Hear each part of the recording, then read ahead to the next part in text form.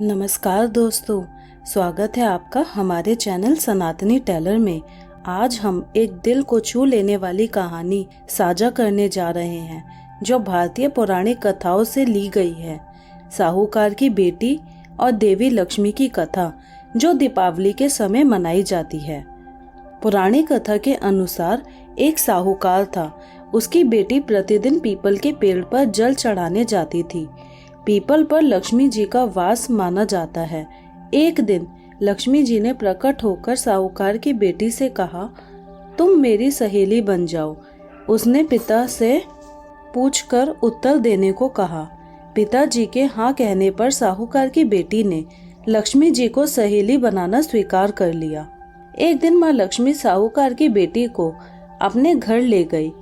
लक्ष्मी जी ने उसे ओढ़ने के लिए दुशाला दिया तथा सोने की बनी चौकी पर बिठाया। सोने की थाली में उसे अनेक प्रकार के व्यंजन खिलाए। जब साहूकार की बेटी अपने घर को लौटने लगी तो लक्ष्मी जी ने कहा कि तुम मुझे अपने घर कब बुला रही हो। साहूकार की पुत्री ने पहले तो आनाकानी की, परंतु फिर तैयार हो गई। लेकिन घर जाकर वह उदास होकर पिता से बोली कि लक्ष्मी जी ने तो मुझे इतना दिया और बहुत सुंदर भोजन कराया, मैं उनकी किस तरह सेवा करूं? हमारे घर में तो उसकी अपेक्षा कुछ भी नहीं है। तब साहूकार ने कहा, जो अपने से बनेगा वही खातिर करेंगे। तुम जाकर गोबर मिट्टी से चौका लगाकर सफाई कर दो, चौमुखा दीपक जलाकर लक्ष्मी जी का नाम लेकर बैठ जाना।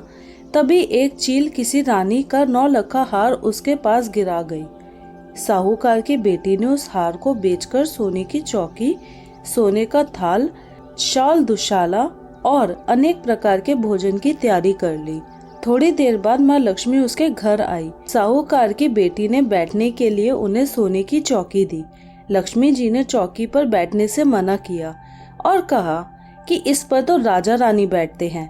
तब साहूकार की बेटी ने लक्ष्मी जी को जबरदस्ती चौकी पर बिठा दिया। लक्ष्मी जी की उसने बहुत खातिर की। इससे माँ लक्ष्मी बहुत प्रसन्न हुई। माँ लक्ष्मी के आशीर्वाद से साहूकार बहुत अमीर बन गया। हे माँ लक्ष्मी, जैसे तुमने साहूकार की बेटी की चौकी स्वीकार की और बहुत सा धन दिया, वैसे ही सबको धन धान्य प्रदान करो। तो दोस्तों, यह थी बड़ी दीपावली से जुड़ी एक मान्यता और एक कथा।